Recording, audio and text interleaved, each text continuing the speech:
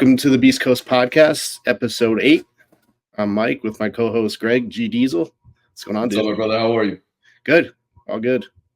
Trying to survive the heat over here in the Northeast. Man, it's no joke, man. It's no joke. It's like mid 80s going up to the 90s soon. So yeah, it's brutal.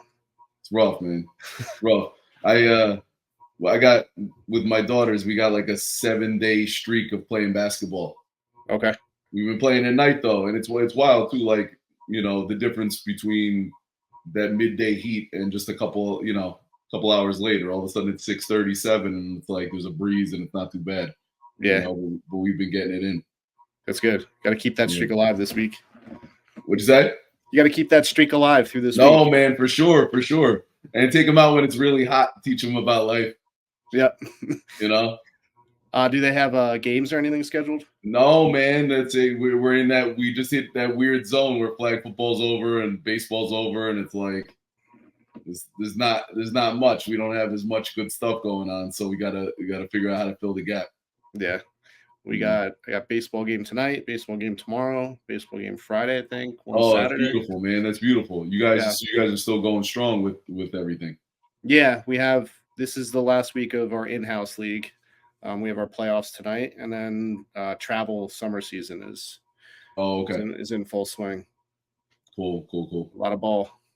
Yeah, man. No, that's awesome, man. That's what it's all about. Let's jump into our first topic. Oh yeah. Let me grab the article.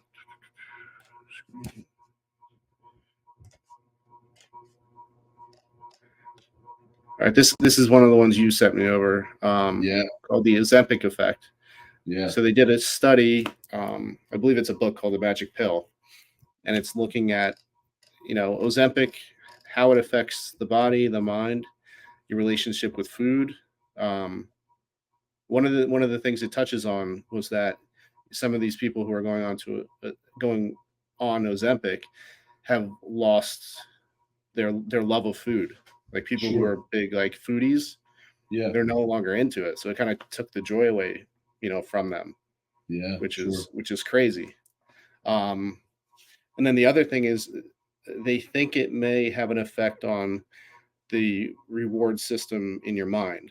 So how much joy you feel, this could counteract that.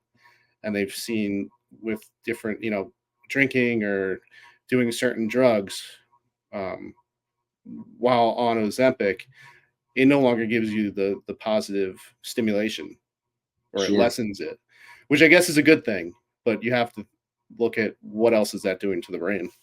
Yeah, of course, right? Because it's great to curb. I get it. Let me paraphrase. It could be advantageous for the goal of weight loss to curb the sensory pleasure feedback loop related to food, right? But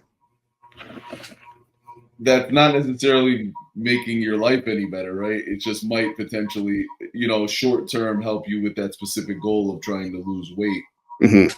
But you think about all the other stuff that might throw off, right? Like, because if we're starting to get into like dopamine and serotonin and all that sort of stuff, like, you start to worry how it impacts everything other than food.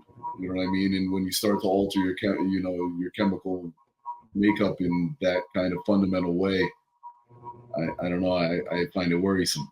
Yeah. And one of the guys in the article, I think the man who wrote the book, was saying he's not depressed, but he doesn't feel as much joy anymore. He's in between this depression and being a happy person. Man, what it's like. You feel like we're so between the digital devices and medication and food and probably lack of activity, sedentary lifestyles, all the things that we have, working against us as a society. And then you start to ingest things that now rob you of joy. Like that, it doesn't sound like a recipe for happiness, No, not at all. And I think that lose weight. Yeah. Right. But that's the other thing too, right? I don't know if you've heard me say this before too, or if I said it on on our podcast, right? But I always find like this guy, I always say that the scale is dumb data, right? Hmm. Because, for example, if you lost 5 pounds of fat and gained 5 pounds of muscle, you look like a different person, Right. but the scale would have the same number on it still, right? Hmm. So that the concept of losing weight, it's more about in terms of changing your body, changing your performance and whatnot. You want to lose body fat and gain or maintain muscle, right? Hmm. This medication will certainly help you lose body weight, right? The dumb data on the scale, but it doesn't necessarily mean that it's going to improve your body composition Right. necessarily, right? Because we know that this is linked to muscle wasting at this point, right? A lot of things that seem counterproductive to the end. If the end goal is to be in great shape and to be robustly healthy, I feel like a lot of the side effects of Ozempic run contrary to that, right? Hmm. Lose muscle mass and you're going to be depressed. Like, sure, you're going to lose muscle mass and be depressed with a smaller number on a scale, right? But Hmm. a smaller digital number on a scale. But are you really going to be in a better place? Right. Because I mean, it starts with your habits and your diet and your training, and these are the things people don't think of when they go on these drugs. Like once you go off the drug, it's all going to come back unless you made a lifestyle change.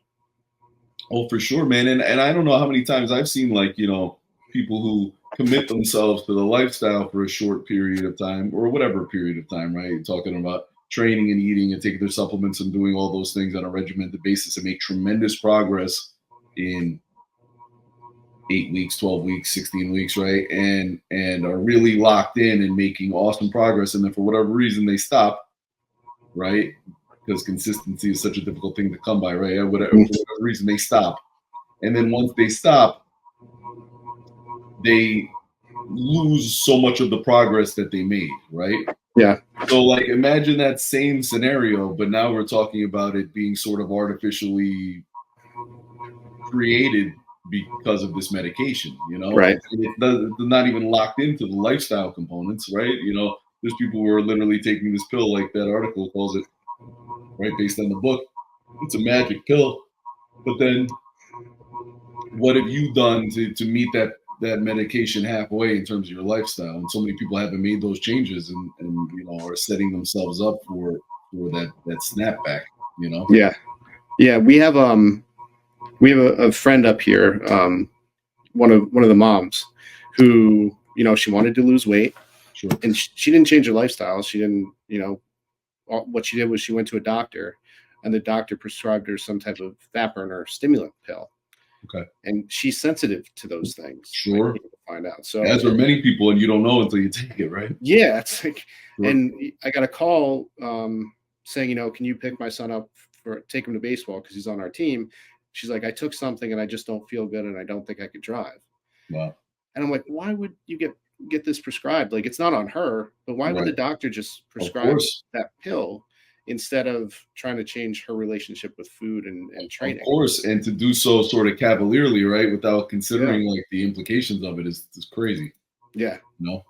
It's like it's time to get a new doctor. Yeah. Back to the BMI thing you were talking about, weight on the scale. I don't know if this has ever happened to you, but I've gone in for my physical, and the nurse or the physician's assistant will weigh me, check my height, and be like, I have to tell you this, that you're obese. Yeah. And I'm like, what? Yeah. And then the doctor comes in and he's like, she called you fat, didn't she? And he's like, the BMI is such garbage. Wow. Yeah. Yeah, I mean that's crazy, but it's like none of that surprises me, like at all. Like none of that ever surprises me. Like those dumb data once again, right? We were talking about that, right? And like there was a long period of time, and I'm sure I'm still there right now, that based on that, but is that the BMI? I think so. Yeah. There's one, whichever one it is. There's one that's so out of whack. Mm-hmm. You could be a specimen, with no body fat. Right. But it'll tell you that you're obese because it's just about body weight versus height, and that's as far as it goes. You know what I mean? Yeah, it's so outdated. And if you train, if you've touched the weight, it's going to be off. Yeah, of course. So Of yeah. course. Yeah, no, that's a common thing. And the thought that there are medical professionals who don't see that inconsistency with it, Hmm. you know, and then these are the same people who are writing the prescriptions for these powerful drugs that are, you know, potentially, you know, biology altering or, you know, chemical altering drugs that impact people in these profound ways in relation to their health and fitness goals. And it's a guy who can't tell that you're not obese. Like that's troubling, you know, Right. Yeah. crazy. And then what the last thing I wanted to say was back to, people changing their lifestyles, and I think this is more of a general thing, not about Ozempic. Like, Yeah, and I'm sure you're the same way. People ask, how do you stay consistent, yeah, and how do you live 5 days a week? And yeah, it's who I am. sure. Right? It has to become a part of you. You have to Yes. become obsessed with it, and it's like breathing, eating, taking a shower, training. Yeah, you know, I joke around like I to use I can't even say it, flowery language. Um, that like it's hammered into your DNA, like almost Yeah. literally. Like you lift weights on a regular basis, you're like making these physical alterations, and over time, your body becomes so used to it. And you know, we're talking about body chemicals before too, right? Your biochemistry before too. Like, and I think your body chemistry becomes so used to that exertion and you know all of the chemical reactions that relate to training Hmm. that not only you know is the guy in my head who's obsessed with like practicing and trying to get better, like not only is that voice in my head ringing in my ears when I'm worried about missing a workout, but I think also like your body is now trained to expect that exertion on a regular basis, those experiences on a regular basis. It's expecting that, and when it doesn't get that input from you, it doesn't know what to do, and it freaks out a little bit because you're literally so used to it at this point. It's like Yeah. you know no other way. Your body knows no other way at this point. You know what I mean? Hmm. And that's from consistency. That's from routine and hammering that into place. And there's a lot of cliches about the lifestyle and whatnot, right? And people talking about like, oh, motivation and how do you stay motivated and all that. And I'm Hmm. like, I mean, there are so many times when a person, myself included, isn't necessarily motivated today. Right. And it's like I'll look for motivation wherever I can find it, like whether it be reading an article, watching a video, listening to music, something to get me excited about it, right? Like I'll mine that wherever I can, however I can. But it's not always there, Hmm. right? And like when that wanes, the thing that keeps you in check is that regimentation, is that discipline, Hmm. right? Is that like, all right, well, whether I feel like it or not is not the issue here. I'm going to go do Right. it anyway because that's what I do, Yeah. you know? Yeah, I'm sure you've had those workouts where you didn't even want to be in the gym, and Oh, it's like one of the best workouts ever. As soon as you start moving, then the motivation comes. oh, for sure, man. And like, and it goes both ways, right? Like where you don't feel like doing it, then you get in there and you do it, and you're always so much happier that you did it. I think like Mhm. that's one of the biggest lessons of it all, right? Whether it's your best workout or not, Yeah. just the fact that you went and you did it and you got it done, there's a feeling of accomplishment there. There's like Yeah. so much good that comes from that, because there's plenty of times, man. Like, let's be honest, we're human beings here, right? There's plenty of times where my mind is somewhere else and I'm trying to go get my workout done and I'm distracted. I'm there, my body's there, and I'm Uh-huh. going through it and I'm getting it done, but I'm distracted the entire time. So it's like it's this trade-off in terms of um, extracting from it everything that I want to because I want the best possible results from my workout, or just getting in there and getting it done on principle. Because Hmm. today's one of those days where it's not necessarily about some sort of big picture physical aspirations. It's about the fact that all right, this is what I do. I got my workout done today, and I checked that box. Even though I know for a fact most guys wouldn't have today, I did it. Yep. Like there's something there. There's some level of like sort of accomplishment there. And if you stack up enough of those days where it's not you're entering into every day and it's not a matter of whether or not you're going to train, you're going to train. Hmm. like, okay, like I think that's one of the most important things when you're in a groove where it's it's no longer up for debate or we'll see what happens. You just know, all right, I'm going to train. And oh, you have this or that going on today. All right, well, I'll get up early. And it's like, oh, we have to get up early. All right, I'll get up earlier than that. Like, Yeah. figure it out. Yeah. Figure it out because it's that important to you. Because part of who you are. And sometimes, like you were saying, your mind's not in that place, and there's times you go to the gym, you're stressed out about a problem, and 9 times out of 10, you will probably work that problem out while you're in the gym, or at least when you're done, you'll feel better about it. Oh, for sure. And that's one of the the secrets of life, right? Something that we're all still working on trying to master, right? Is the thought that so much of how we manage ourselves in our situations comes down to our perspective in a given moment, right? And ordering your thoughts and thinking clearly, and addressing situations with sort of a concise, relaxed mind. And training helps with that. Training helps with that clarity. Training helps with that clarity. It's like a good way to sort of ground yourself every day. I feel like is with that physical exertion, your cardio training, your lifting, pushing yourself. I think it helps to provide mental clarity that I think is beneficial in every other aspect of your life. In terms of sort of relaxing your mind, calming your mind, allowing you to focus, allowing you to order your thoughts and attack whatever issues you're having in a manner that's like more concise and precise and even keeled, and like what a benefit that is,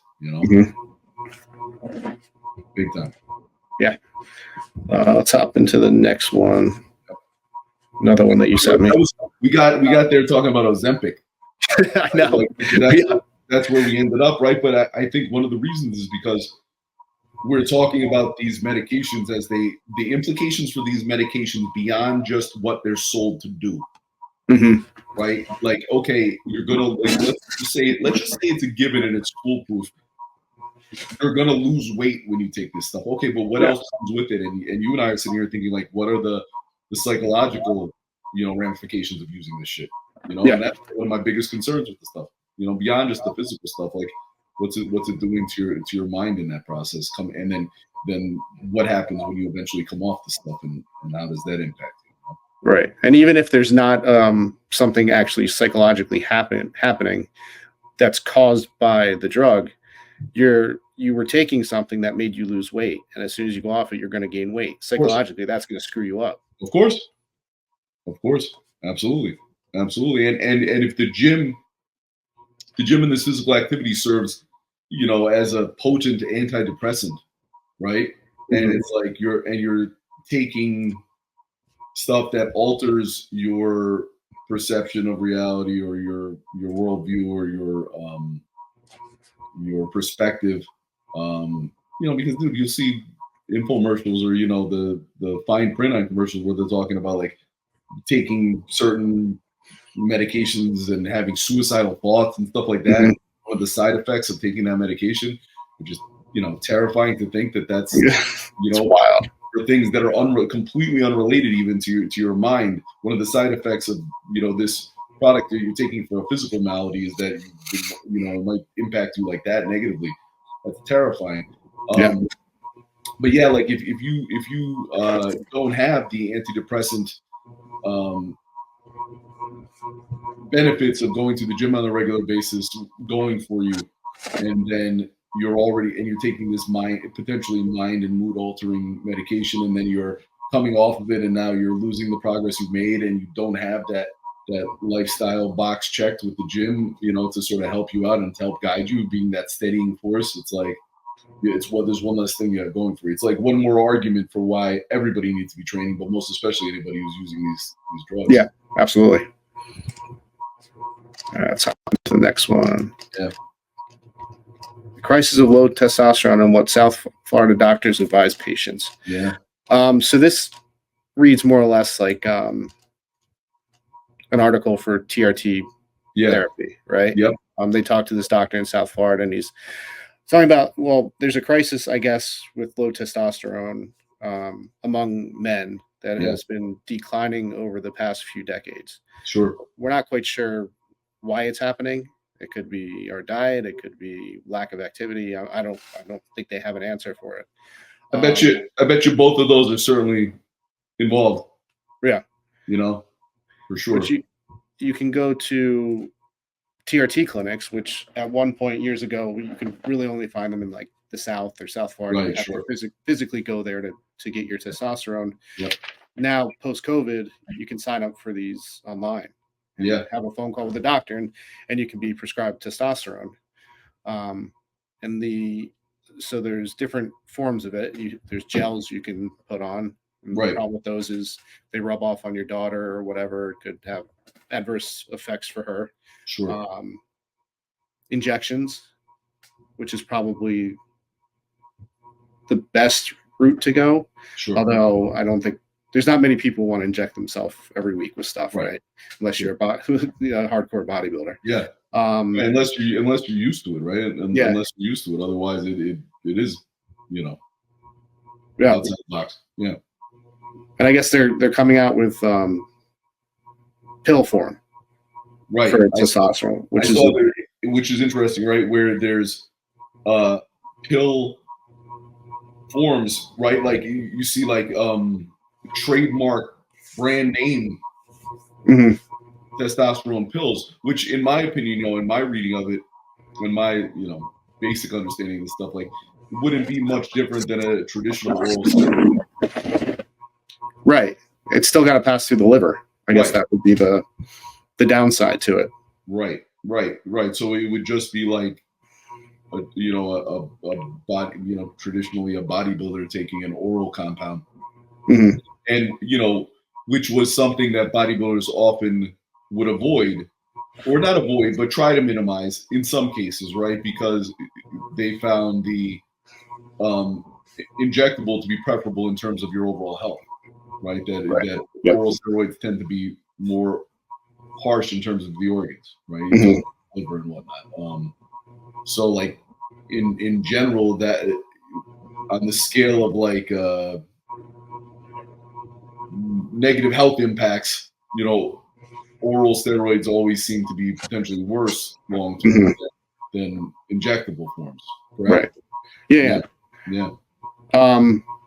I think also the dosing for a bodybuilder versus somebody who just wants a lifestyle change Sure. is different. I'm sure, if you were to take something like Anavar, which is an oral steroid, Right.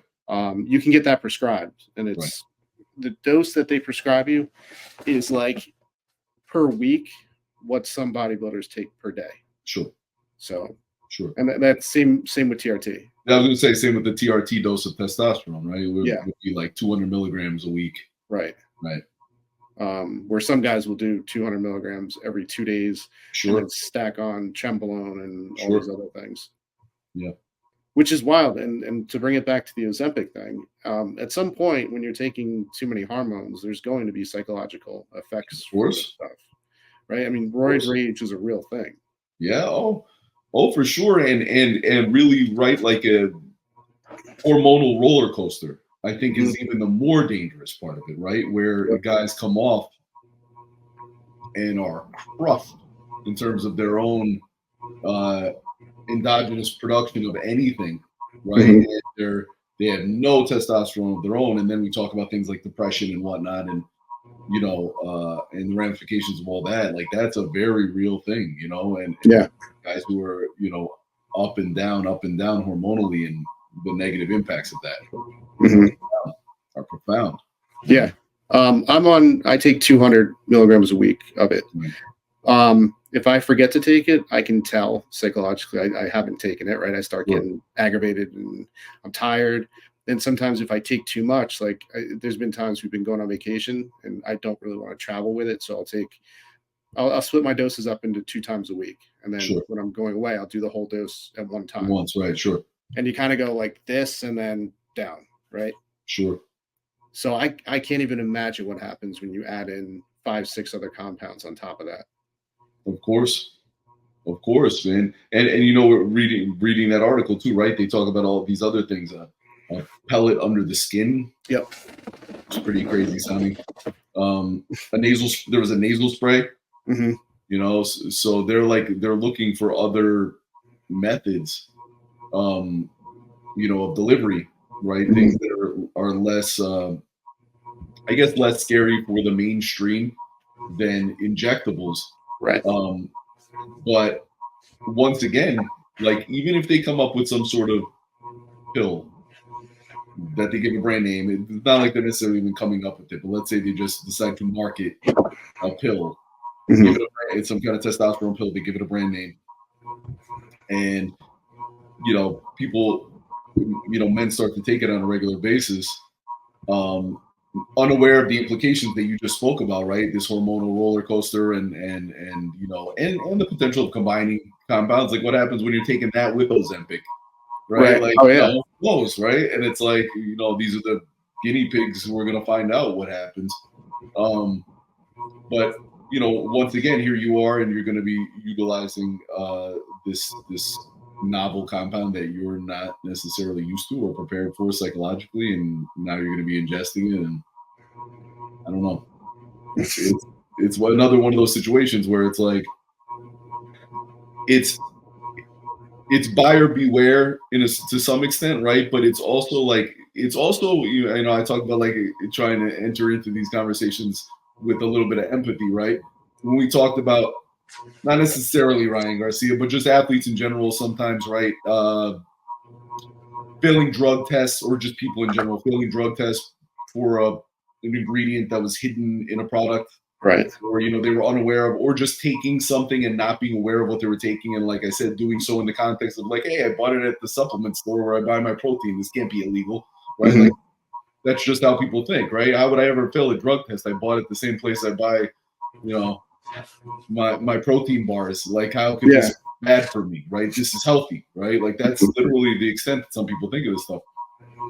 So like I think to myself, like there's a lot of these people who are entering into this decision working with the doctor, and Mm-hmm. they put all their trust in the doctor, and they're like, oh well, he's gonna look out for me, he's not gonna guide me wrong, he cares about my general health and well-being. So if this was bad for me, he wouldn't prescribe it. Right.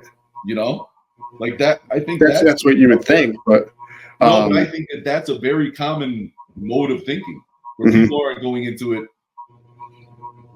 you know, being with enough critical thinking. They're sort of just putting their faith in a medical professional to make a good decision for them and do something that will help them in terms of whatever their lifestyle goals are, their fitness and, you know, physical goals are, or whatever. And they assume, oh well, he won't guide me wrong. And like the crazy thing is that, like, you know, if you read enough or you have enough conversations, right, talking about doctors, right, medical professionals, in terms of like their knowledge about nutrition mm-hmm. and supplements and vitamins and all those sort of things, you realize that MDs aren't always experts in that stuff by any stretch, mm-hmm. right? And you know, they could just be writing scripts for this stuff, and they themselves aren't well versed enough in what the implications of this stuff is. I mean, they look back to the opioid crisis. Oh yeah. You know, those scripts were being written left and right for hardcore narcotics. Yeah. No, let's be honest, hardcore narcotics, and people would, you know, get a root canal and be using, Percocet and right, oxys. Yeah, and it's like, you know, and then end up, you know, addicted to these things, you know, and the ramifications of all that, just crazy. And so you wonder, like, are even the medical professionals involved in these situations well versed enough in what this stuff is they're writing the scripts for, you know? Yeah, I mean, and a lot of it comes back to money. Of course. They're getting paid to prescribe this stuff. Of course. And like I said, people are just putting their faith in these doctors, assuming, well, you know, he's not going to steer me wrong. And maybe the doctor even thinks that he's doing the right thing. But, you know, big picture, you see so many of these trademarked pharmaceuticals come back with real, horrible side effects and class action lawsuits and stuff. Mhm. Like crazy. Yeah.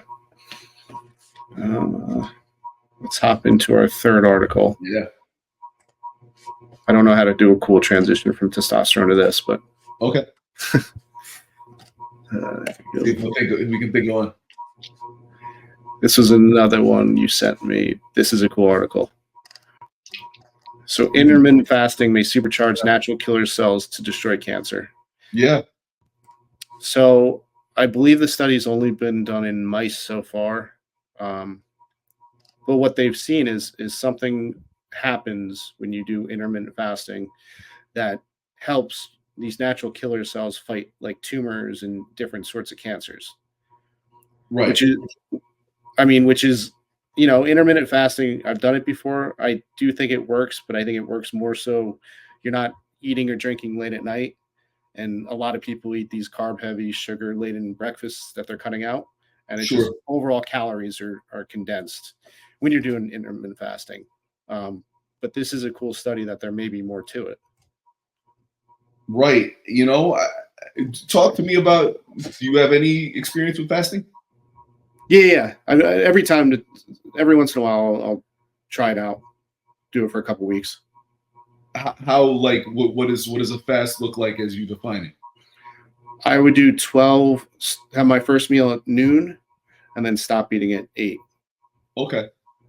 Which is like totally reasonable too, right? Yeah, like yeah. Not, it's not crazy. Like, because I find myself like a lot of the time anymore, I train fasting. Okay. Right. Like, so that means at some point in my morning, I'll do my workout. And like by its very nature, right? Breakfast is called breakfast because you're breaking the fast, right? Yeah. So like the time that you sleep, obviously you're not eating, right? Unless you're hungry, you get up in the middle of the night to drink a weight gainer. Right. Right. Assuming you're not doing that, right? Yeah. So the time that you're asleep, you're not eating, right? And it's like, and let's say you don't. I mean, sometimes I do. But let's say you don't eat right up to the buzzer when you go to bed, right? Like, right. So let's say let's say you went to bed at 11 and the last thing you ate was 10. And then like let's say you got up in the morning and did your workout and whatnot, and at whatever point you did your cardio, whatever, then got your workout in a little later. I'm not a huge fan of lifting and then not eating anything after that. I think that's where my meathead, where the meathead stuff kicks in a little bit, right? And I'm not comfortable with just not having anything post-workout in terms of calories or protein. Yeah. But let's just say you go in from 10 p.m. till noon. That's 14 hours. Yeah. Right? And that's not like 14 hours where you're like in agony. Because let's say like you sleep for 6 of that, right? And then you're active in the morning, whatever, you're getting your day going and whatnot. And it's like, it's very easy to do, in my opinion at least, it's very easy to do 10, 12, 14 hours without eating, right?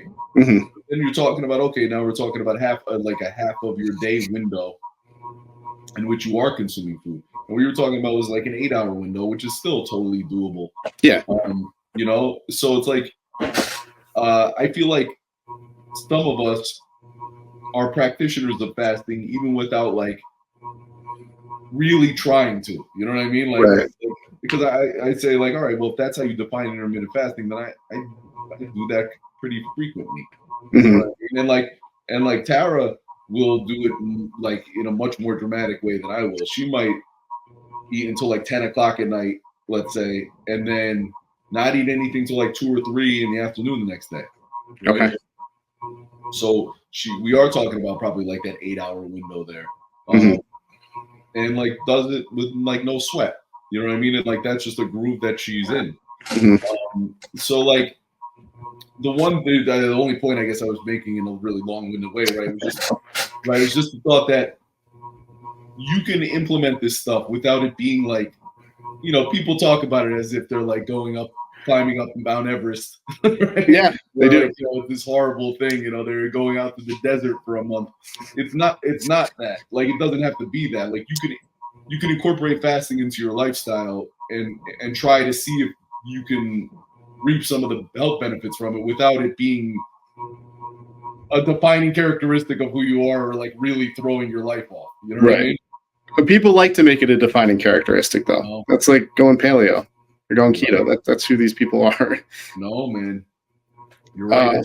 I told you I read, like, I gotta find it, I gotta track it down, but there was like an article, it kind of reminded me of that magic pill article. I don't know if like it ended up in the New Yorker or a magazine like that, but it was an article just about like the strength or the lure or the impact of diet cults, how real it is. Yeah. You know, and like how it's like, you know, it's as strong as any religious cult or diet cult. You know what I mean? And fasting is one of those things. Yeah, fasting is one of those things. But it does. But what I'm saying is, like, you could do it without it being that. No, none of them need to be that. You shouldn't be doing the cult stuff. No, agreed. Whenever I'll do a diet like keto, intermittent fasting, or whatever. I just do it to see if I have the discipline to do it, and if it works or not. I'm not doing it for any health benefits. I'm basically using myself as a guinea pig to see if this diet does anything. Right. Are you doing anything right now? Is there anything special going on with your diet currently? I was thinking of doing keto again, just because I don't know. I seem to do well on that diet. Yeah. Like I lean out a lot, but at the same time, your strength goes down. So now I'm just pissed off in the gym. Like, what am I doing? And then you know how it is. Like when you start to diet, you look in the mirror and you're like, now I'm skinny. Right. What happened? And then you eat and you're like, well, now I'm fat. No, I know. Well, you know, man, it goes back to the first article, right? Was about, like, there's stuff in there about this, like, disordered eating. And like, we're all guilty of it. So, like, if you live the bodybuilding lifestyle to any degree, you're completely lying if you're not. All right, let's say you and I live the bodybuilding lifestyle to some degree, but like even folks who are like just eat with general fitness and health in mind, there's components of disordered eating like built into all that. Like it just comes with the territory. Like you know what I mean? Like the idea of cheat meals and cheat days and all that. It's all like they would tell you. It's all like fraught with psychological issues. You know what I mean? It's we all have like male body dysmorphia. Oh, for sure. You know, like you have that conversation with people, and people are like, you know, it's ultimately about like your own personal mental toughness, and I believe that to be true. Don't get me wrong; like I believe it to be true, like as it applies to me. Where it's exactly what you said, and I'm guilty of it as well, right? It's like you eat clean for a while, and you're in a caloric deficit for a period of time, and you're training hard, you're consistent with the cardio, and a lot of the bulky weight comes off, and then you feel skinny. I'm a skinny bitch now, right? But then, you know, there also comes a point where you're eating whatever you want, your calories are up, you're eating a surplus, you know, you're 500,000 calories over probably where you should be, and you're getting really big, and you're like, oh man, I wish I was lean. You know, it's like, and it's that constant trade-off, you know. But I also feel like stuff like fasting, stuff like being consistent with your cardio, stuff like being so consistent with your weight training. I feel like those are like sort of, I don't know what the perfect word is, right? But they're things that you have going for you in terms of your ability to sort of still eat calories in a way that suits getting bigger and adding muscle and being stronger, right? Because you're doing the cardiovascular training, you're lifting weights on a regular basis, you're accruing more muscle mass, which is one of the keys to burning calories. Brother, can you hang on 1 second? Can we pause 1 second, man? I'm sorry. Pause 1 second. No, it's all right. Like unavoidable stuff, dude. That's my bad. Yeah, no, it's cool. You got the kids home. Holy cow! All right. Then I had to get Beans off the bus, and you know, there we go. All right. My bad. Okay. Where were we? I just edit this out. It's okay, you have to worry about it. Yeah. Where were we though? Talking about, I think, diets, intermittent fasting, using them. I think using them like as a tool almost. Right. Well, the only point I was making because I want to talk to you more about just you talking about doing keto potentially, right? But anyway, what I was saying was like, I found myself in a place where I would really, really, really have to go nuts in one direction or the other to like Mhm. dramatically gain or dramatically lose, right? Right. Because I kind of do a period of fasting every day. Mhm. I do my cardio every day, and I lift hard every day, and accrued a decent amount of muscle that you walk around with, which just makes you a better calorie processing human machine, right? Yeah.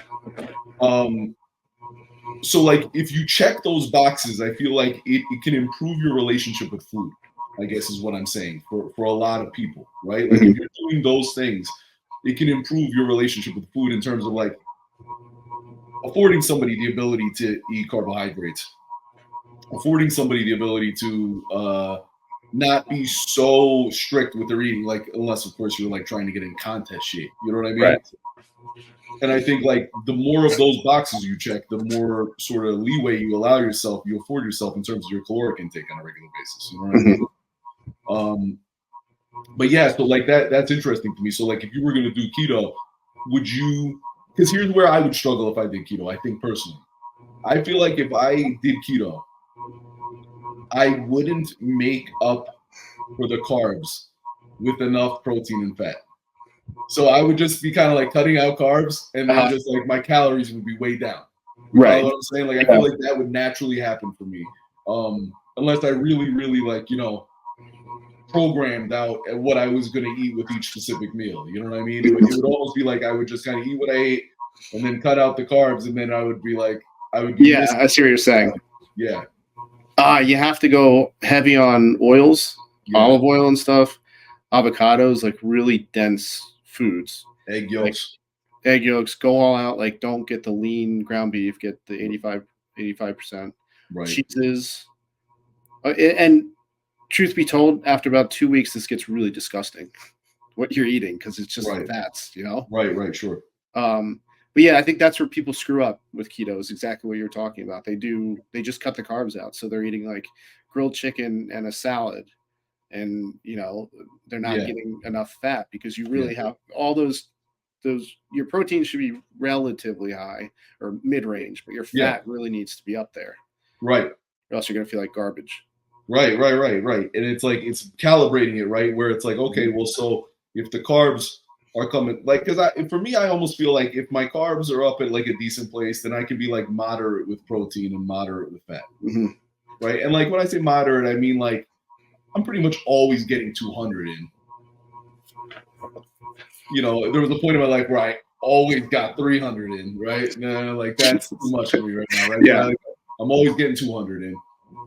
Safely, safe to say, approximately. And my carbs are like always like at a decent level, and then my fats are always moderate. Mm-hmm.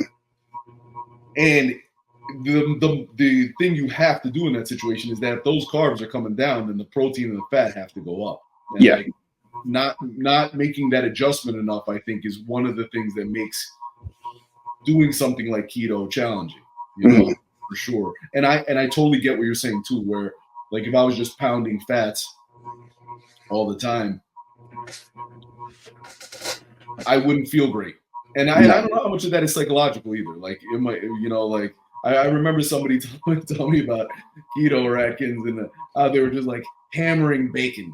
And Uh-huh. like, dude, and like, listen, I like bacon. Don't get me wrong, but like, if I ate bacon with every meal, I'd feel like It I gets wouldn't old. feel great. Yeah. You know what I mean? And I just remember this person telling me about just how they're just crushing bacon and how that was like the secret to health. And I'm like, Yep. it doesn't sound right. What you're telling No. me doesn't sound right. No, it's a good diet to run for a month, a couple weeks, 2 months, Yeah. but that is not. I don't think that's an around the clock year diet. I think it's screw up your cholesterol. Do you get moody cutting out the carbs? Do you miss the carbs? Like, does it have any impact on you, or you're pretty good with it? I think the first 2 weeks or so it takes some getting used to. Yeah. And then you kind of balance out and you're fine. Yeah. Do you ever find that your body accommodates for the lack of carbs by taking the glycogen from other things, or do you feel flat the whole time? Like that's one of the things. Like I wonder, like, are you able to get a pump when you do keto? You know, or like how's that for you? How's like how's like muscular endurance when you do reps and stuff? So I'll switch my workout from like strength focus to hypertrophy type of training, because I've always found your 1 rep max strength goes down when you're doing keto, right? Yeah, I can So imagine. in order to not hate myself, I just switch my workout up to do more like supersets, giant sets, and just keep moving through the gym. As far as pump goes, I think it's still there. Okay, cool. But you do start losing weight on keto, and you get to that point where you're like, well, now I'm small. Right. Well, do you find when you say that though, when you say small though, do you mean lean too though, right? Yeah. Okay, so you're definitely shedding body fat. Yes. It's not an Ozempic effect, right? You're actually shedding body fat and maintaining muscle or potential. Do you think you potentially gain muscle on keto, or you think you're just maintain and you lose fat? I think you maintain and lose fat. Yeah. But I mean, at my age, like, how much more muscle am I gaining anyway, right? I've been pretty. Hey man, what are you trying to say? I'm just saying. I'm in total. You know what I'm talking about. It's like I'm still trying to get huge. I'm in total denial about it. No, I'm just joking. But like in your 18 through 25 or whatever, you'd touch a weight and you'd grow, and you kind of, now you're tweaking it a little bit. You're getting a little bigger here and there, but you're not going to have a complete body change. You're turning into Arnold Schwarzenegger. No, of course not. Or do the things necessary to create that. Like, I think about when, me getting my biggest and how much I was eating and how absurd it was and how I wouldn't want to do that now. Not only wouldn't it be good for my health, but it's just also something like it's labor intensive. It's a job in and of itself, eating that much. And I wouldn't want to have to do that, to make that sort of progress. But I still do like train with the thought in mind of adding muscle, every day. I still train with that thought in mind, Yeah. I mean, you have the genetics though. I think you probably still are building muscle. Yeah, dude, you have the genetics too, bro. You have the genetics too. Don't sell yourself short, but yeah, I try. I think it comes back to the consistency, right? It's like you get the training in and you alter your approach from time to time. Like I'm doing there was a training system I came across years ago called Positions of Flexion. Have you ever seen that? No. Okay, I'll send you some stuff on it. It was in Iron Man originally, and I had remembered it from just back in the days when I used to read all of the magazines. And my daughter Sienna's gymnastics coach, the guy who owned the gymnastics school that she first went to, was like an old school strength coach. Okay, sweet. And so I'd go in there to take her for class, and he would just talk. We would just nerd out and talk about lifting and supplements and all that shit for the whole time. It was just an amazing dude.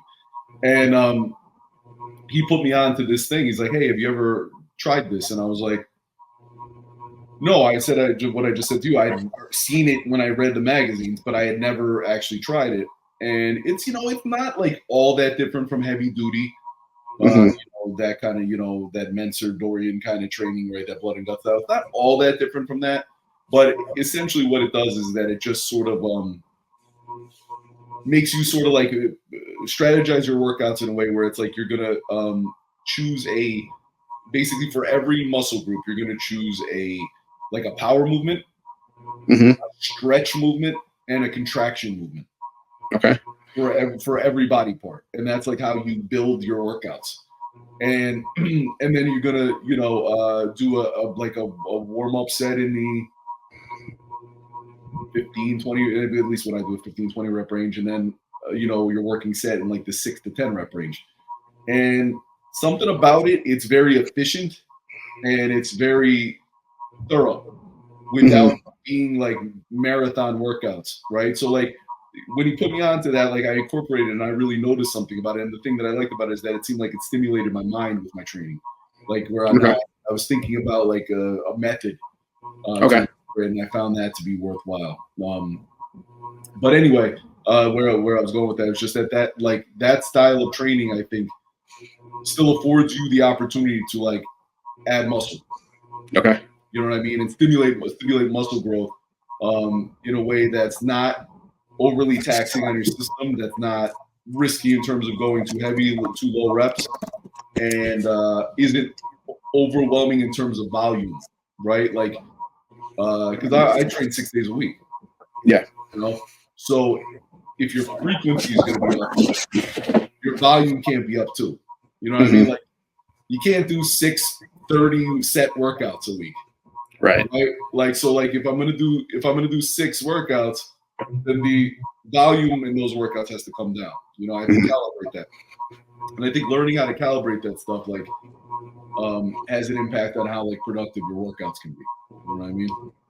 Yeah, I think a lot of people run into the problem of overtraining and under recovery. And I think a lot of the classic bodybuilders said they wish they hadn't trained so much. Yeah. Like it's too much volume. They don't think it, at some point it doesn't help anymore. No, that's it, right? And it's like, and so my thing, right, like just trying to think about it logically, if I'm going to train every day, then those workouts can't be marathon workouts. They can't be these long, crazy workouts, right? So like, as the frequency goes up, the overall volume has to come down, and you have to sort of make that tweak. And I think that's like one of the ways, because that's the key, right? It's like you're going to be more locked in on your training if you believe it to be productive, right? You know, so like I feel like when you have a strategy that is potentially productive, you're going to be more into it, and then it's going to translate to making progress. You know, I think that like they're mutually dependent. Yeah, for sure. Yeah, because there are workouts where you just kind of go through the motions, right? Sure. And a lot of those sets are junk sets because you're not going all out or you're not pushing on them. For sure. And is that better than nothing? Yes. But is it you getting the most out of your training? No. And if you were doing something you're not getting the most out of it, you're already defeated. It's already a defeatist mindset in a certain way, So yeah, this topic made me think of like a kid coming up who wants to be a professional bodybuilder. And like I think it's the only sport where it's like this, where if you want to be a professional bodybuilder, you have to have a ton of money and you have to take a lot of drugs to compete with the best, right? Sure. A lot of people don't want to do that. They can't afford to do that. Sure. The other option is to go to the natural division. Sure. And if you look at those guys, that's not what most people think of when they think bodybuilding. No. I mean, I give them all the credit in the world. I mean, sure. they're some of the most disciplined athletes there are out there. Absolutely. But I mean, there's stories of guys who have competed there and they were like, I don't like the way I looked. I lost a lot of muscle trying to diet down to make weight. Sure. And yeah, it's such a tough sport to get into. Very much so. Very much so. And it's like, and that's why it's like one of those things like where if you get into bodybuilding like lowercase b, right? Just the thought being of like getting stronger, improving your physique, improving your body composition, and it being sort of learning to love training, right? And, taking that approach with you to the gym every day, knowing it's something you do for the rest of your life. Like that to me has always been my approach, right? And like I feel like if the only reason you're into it is with a limited scope of like competitive bodybuilding, then you not only have a lot of hard work in front of you, but you also have a lot of hard decisions to make about what you want that to look like and how you want that to manifest yourself and what you want to do to get there and to compete, Yeah. So I've noted to piggyback on that. I noticed when I was working at Muscle and Fitness, and a lot of my clients were ex-bodybuilders or ex-fitness models. They all got out of shape later in life. The ones who like were competing for money or trying to, make a job out of this and right. paid for. So I think it's either it wasn't like a lifestyle to them, right? They were doing it as a job, or they just got so burnt out from dieting and training that they're just like, I can't do this anymore. Sure. And they kind of, the pendulum swung the other way and they got out of shape. No, I could absolutely see that. I could absolutely understand the burnout. And like I said, and I think that burnout comes from being in it not for the wrong reasons, but being in it because you feel like you have to, as opposed to because you love it. Right. You know, I think that's where the burnout comes from. It's funny because we got here, and we were supposed to be about intermittent fasting as it helps with cancer, right? But that was the point of that article, right? Was the thought that intermittent fasting, which you like, I think we got there because I started talking about how like you can incorporate fasting into your lifestyle without it being Right. sort of like all or nothing, cult that you're a part of, and instead it's just like a thing that you do over the course of your day, and you can still kind of eat pretty normally and train and all that stuff. Mhm. A chunk of your day where you're not eating, and it's like pretty consistent in how you apply that. And the thought that it potentially creates the ability for your body to better fight mutated cells, right? That was the article. Yeah. And the thought being that those periods of not eating train your body to better defend itself against those, potentially, life-threatening Right. cell growth. Yeah, I gotta look more into that because that's the first article I read, but it's super fascinating. Yeah, and I mean, I always got the impression that the reason that people were doing intermittent fasting was for health benefits beyond just the physique stuff. Mm-hmm. So like that kind of corresponds with what I thought about it, right? What I thought about it was that there were things to be gained, general health, the improvement of like your general health markers, things to be gained from fasting beyond just like getting in better shape. Mm-hmm. This is obviously one of them, right? Yeah.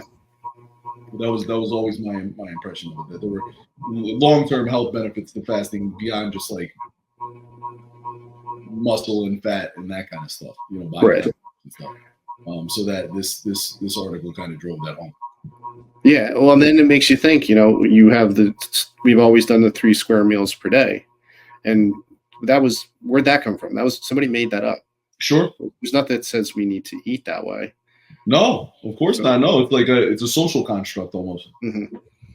Yeah. And even with, I don't know if you're like this with your kids, but we have dinner together, lunch together when they're home, but I'm not like a stickler for them to finish their food right then and there. Like, some parents are like, you have to finish your whole plate or you're not leaving the table. I'll be like, well, maybe you're just not hungry at this time, and your brother is. So we can have this later. No, that's true, man. That's true. And it's like, it's funny because I struggle with that because I see it both ways, right? Like you see how like sort of old school the thought of like force feeding your kids are, right? Right. But then it's also balanced by the fact that you want to make sure your kids are eating some good food and not just snacks all day.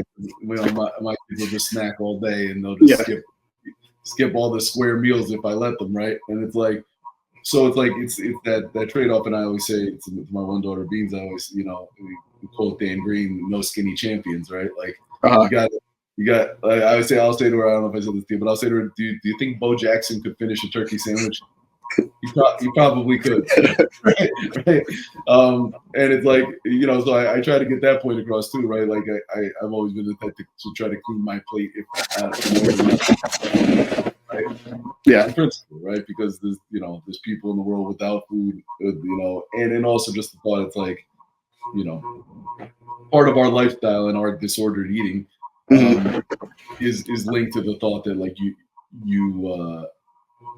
make there's like a connection in my mind between like making progress and eating my food, right? So like to me there's like a failure involved in like not cleaning my plate, not finishing my meal, right? So like you try to not like give that disordered thinking to your kids, right? So it's like, all right, how do you balance the two? You know what I mean? Yeah. But no, you're absolutely right, man. The 3 square meals a day is just one to break the fast, I guess, one to split up the work day, and then the dinner before, later in the day before bed. What it's not necessarily built on any biological principles, probably. Right. And maybe that's this article saying something. There's something to be said about that. Like maybe we should be intermittent fasting. Yeah. As humans, because obviously there's in this case a really positive response to doing that. Right, and the other thing too, right, is that like it runs contrary to that thought that breakfast being the most important meal. Mhm. And don't get me wrong, like I love breakfast, and I probably feel like if all things were equal and it was just like you got to go and train at your highest level, I would probably make a big deal of having a big breakfast earlier in the day and whatnot, right? Yeah. But intermittent fasting kind of undermines that concept, right? Like the thought that you're not going to necessarily start your day with a big meal. Maybe you'll skip that and eat that meal several hours later. Mhm. And it's like just it goes with what you're saying. Like maybe there are preferable alternatives to what society's always done in terms of Mhm. meals, Yeah. So All right. yeah, So we made our hour. what's I know that? I said we made the hour. I know Oh man, you got kids home. it was a good one, man. We covered a lot. Yeah. This is a show of tangents. That's all we Oh, do. it is. It is. Oh, of course it is, because it just ends up being a conversation, right? Yeah. It's like it's like Curb Your Enthusiasm. There's no script, right? Right. There's just the topics, and whatever happens, happens. Yeah. I mean, good thing there's a ticker at the bottom, because half the time I'm like, how did we get here? I know, of course, yeah. It's awesome. It's funny, like I just noticed the time. You're like, oh, we passed an hour. I was like, oh shit, okay, cool. Yeah. It's good stuff though. It's awesome. Yeah, dude. Yeah, we'll do this again next week. Absolutely. So are you doing keto yet, or are you thinking about it? I'm thinking about it now. I have to, because I said it out loud, and you're going to hold me accountable. So I'm doing that. Listen, I am not a keto pusher, bro. So if you told me you had, Cinnamon Toast Crunch before bed, I'd be like, hey man, you gotta do what you gotta do, dog. Yeah. But I'm gonna if you're gonna do a couple weeks of keto before the 4th of July or something, I mean, all right. I'm gonna start it tomorrow. All right. We can talk progress. All right, sounds good, bro. Cool, man. I'll see you next week, dude. Good stuff, man. Later. Peace.